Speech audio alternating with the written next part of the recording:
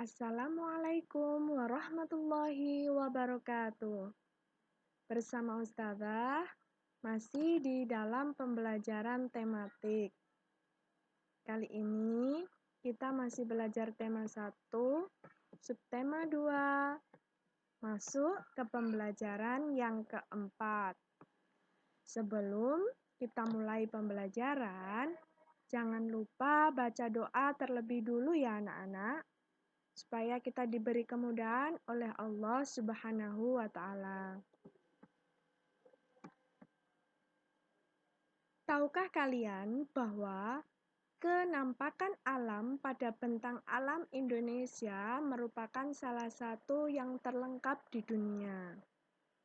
Lalu, ketampakan alam yang seperti apakah yang ada di wilayah tempat tinggalmu? Coba amati gambar berikut ini anak-anak.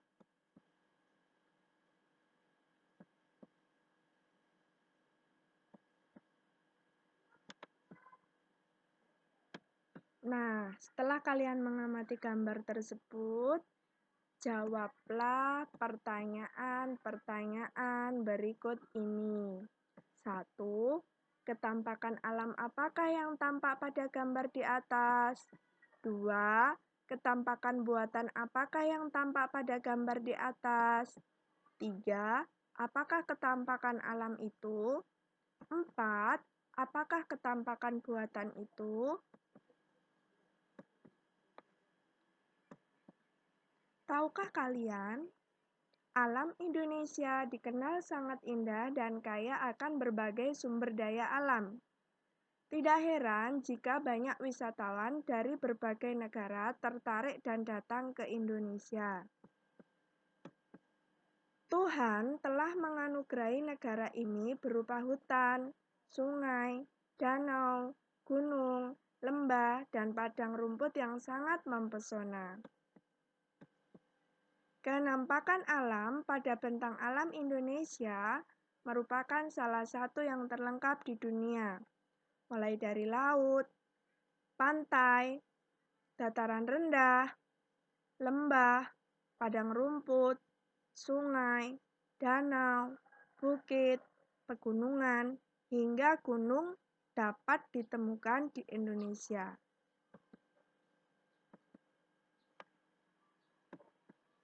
Coba kalian amati gambar pulau berikut. Tahukah kalian, kira-kira ini pulau mana ya? Ini adalah gambar Pulau Papua. Ustazah akan membesarkan gambarnya. Nah, dari melihat peta Pulau Papua ini, kita bisa tahu ketampakan alam apa saja yang ada di Pulau Papua. Nah, mulai ada laut, ini ada gunung, ada dataran tinggi. Dari mana kita bisa tahu? Nah, pada peta yang berwarna biru seperti ini adalah perairan. Sedangkan di sini ada tanda segitiga, ini menandakan bahwa pegunungan. Jadi dari membaca peta kita bisa tahu ketampakan Pulau Papua dan pulau-pulau yang lainnya. Nah, secara umum bentang alam Pulau Papua merupakan bagian dari wilayah Indonesia Timur.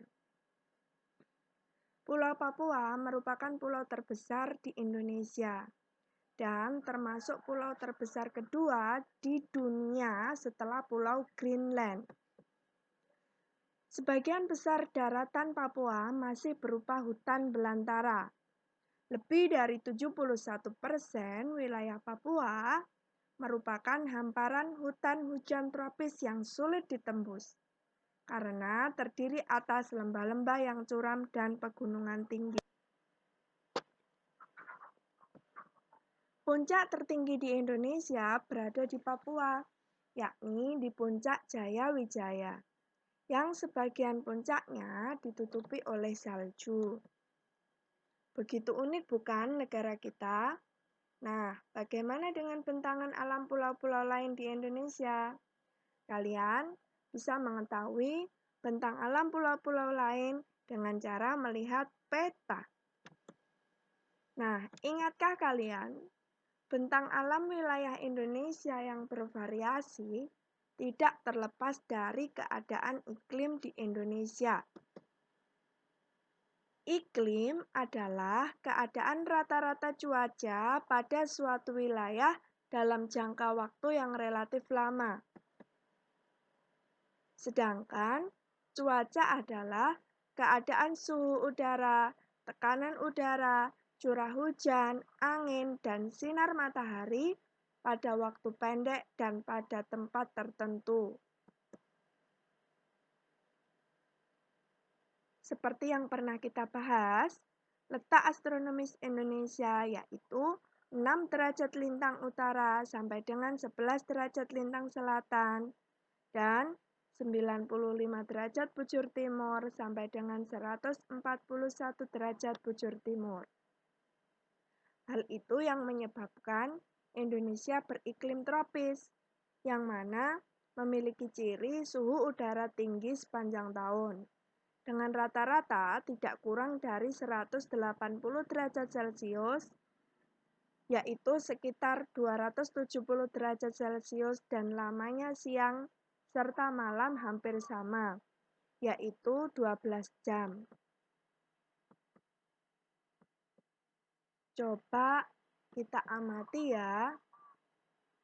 Nah, ini ada gambaran keadaan iklim di belahan dunia. Keadaan iklim di Indonesia secara umum. Iklim musim dipengaruhi oleh angin musim yang berubah-ubah setiap periode waktu tertentu. Biasanya satu periode perubahan ada 6 bulan. Musim di Indonesia ada 2, yaitu musim penghujan yang terjadi pada bulan Oktober sampai April dan musim kemarau yang terjadi pada bulan April sampai Oktober. Angin muson disebut juga angin musim, yaitu angin periodik yang terjadi di Samudra Hindia dan di sebelah selatan Asia. Angin ini bertiup dari arah barat daya India dan wilayah sekitarnya, ditandai dengan curah hujan yang tinggi.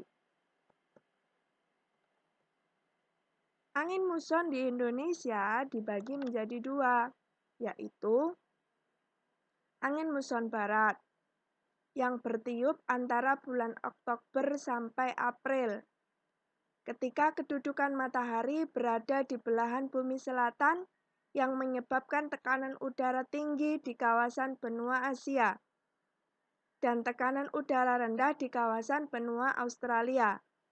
Pada saat itu bertiuplah angin dari Australia. Karena angin tersebut melalui Samudra Hindia yang mengandung uap air, maka bulan Oktober sampai Maret di Indonesia mengalami musim penghujan.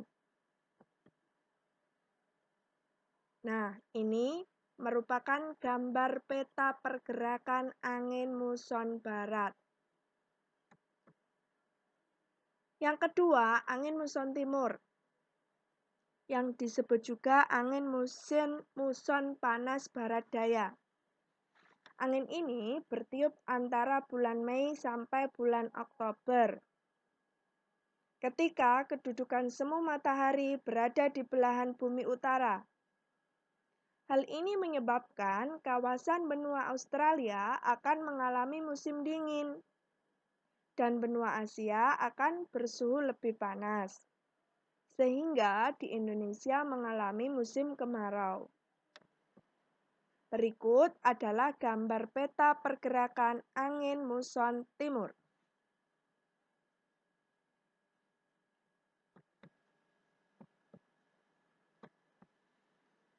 Nah, sekarang saatnya kalian membaca.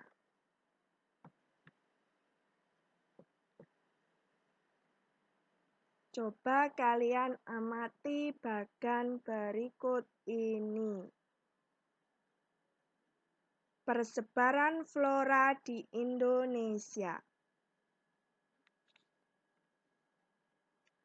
Jadi, di Indonesia ada 2 jenis flora, Indo-Malayan dan Indo-Australian.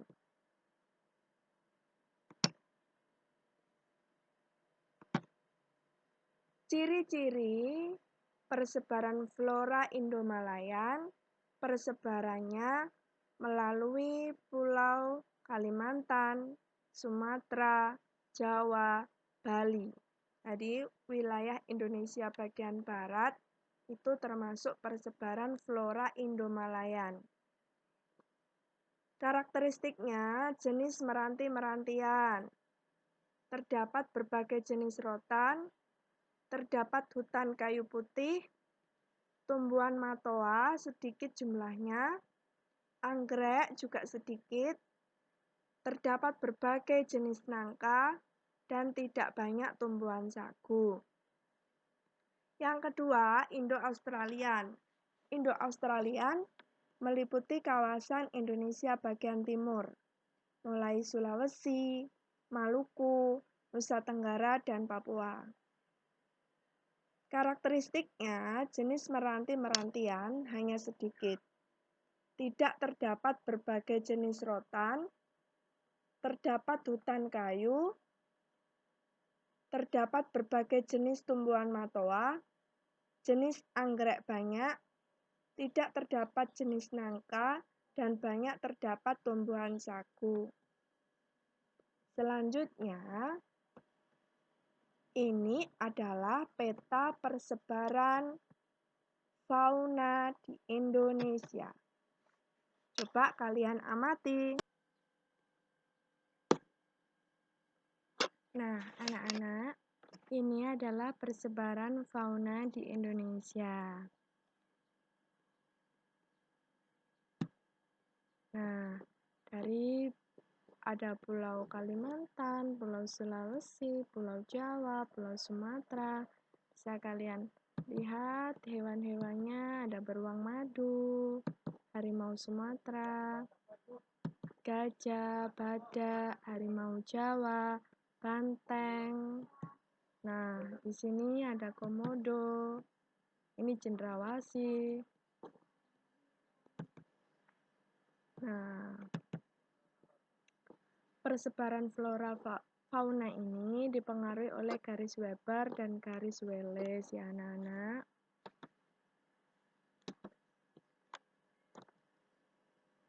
Menurut coraknya, fauna di Indonesia itu dikelompokkan menjadi 3. Ada fauna bagian barat, fauna bagian tengah, dan fauna bagian timur. Fauna bagian barat dan tengah dipisahkan oleh garis Wallace. Fauna bagian timur dan tengah dipisahkan oleh garis Weber. Nah, ini tadi ya. Ini bagian tengah, ini bagian timur, ini bagian timur, ini bagian barat. Jadi, bagian barat dan bagian tengah dipisahkan oleh garis Wallace dan bagian timur dengan bagian tengah dipisahkan dengan garis Weber. Fauna Indonesia bagian barat disebut dengan tipe Asiatis. Wilayahnya Jawa, Sumatera, Bali, Kalimantan. Di sini banyak ditemui mamalia yang berukuran besar, seperti gajah, badak, bercula satu, banteng, macan, tapir, kerbau, rusa, orangutan, dan banyak lagi yang lainnya. Dan juga banyak ditemui reptil. Nah, ini adalah fauna Indonesia bagian tengah, atau yang disebut juga dengan tipe peralihan. Wilayah ini sering disebut wilayah Kepulauan Wallace. yang mana mencakup wilayah Sulawesi, Maluku, dan Nusa Tenggara, serta sejumlah pulau-pulau kecil di sekitarnya. Selanjutnya, ada fauna Indonesia bagian timur atau tipe Australik, mencakup wilayah Halmahera, Papua, dan Kepulauan Aru. Nah, anak-anak, kalian bisa membuka buku siswa halaman 101.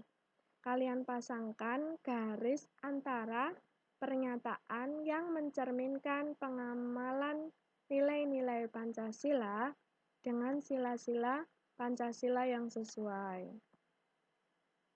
Ini kalian pasangkan garis antara sila dengan pengamalannya yang sesuai. Terima kasih. Ustazah rasa cukup pembelajaran kali ini. Apabila ada yang kurang paham, silahkan bertanya pada Ustazah. Ustazah akhiri, wassalamualaikum warahmatullahi wabarakatuh.